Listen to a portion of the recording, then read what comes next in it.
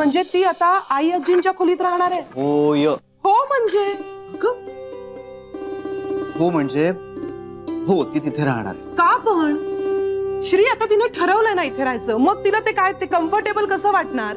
तिला म्हणावं हे सगळं आता पुन्हा कर. छोटी आई माझं ऐक जरा. तू माझा ऐक. अगं तुझा आत्ताच्या आत्ता आणि तिला समजा. तिला म्हणावं स्वीकारलंस ना आता इथे राहणं, मग आता पूर्वीसारखी राहा ना. आता सोडून दे हे सगळं. काय सोडून द्यायला सांगू तिला? ती आधीच इतकी हवालदिल झाली आणि मी त्यातनं तिला काय उपदेशाचा डोस पाजत राहू?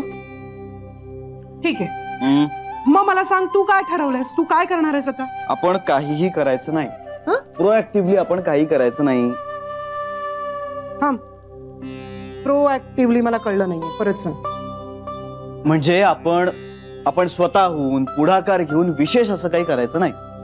आता जान्हवीला माझ्या बरोबर राहायला ऑकवर्ड वाटतंय ना, ठीक आहे, मग आता तिला आपण आईची बरोबर राहू देऊया. श्री, पण असं कसं? अरे तुम्ही दोघं नवरा बायको आहात ना, म्हणजे पुन्हा एकत्र एका छताखाली राहू नये, तुम्ही वेगवेगळेच. छोटी आई अजून फक्त थोडे दिवस. काय होणार आहे थोड्या दिवसांनी?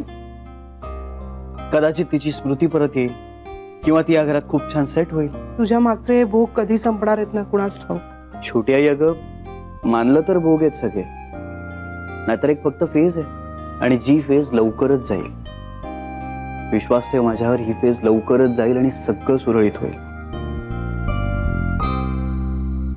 जान्हवी आज माझ्या खोलीत नाहीये, पण निदान आम्ही आता एका छताखाली तर आहोत. ऍट लास्ट जान्हवी घरी परत आली आहे, ही महत्वाची गोष्ट आहे ना. श्री, पण मला हे सगळं ना खूप विचित्र. आज आता गणपती बाप्पा येणार आहेत ना घरी, मग असं तोंड पाडून बसायचं नाही. थांब थांब. काय? गार झालाय तो चहा, मी गरम करून आणते. तू तयार आहेस ना पूर्ण? हो, मी तयार आहे. मग तू खालीच आहे ना चहा घ्यायला? आलो.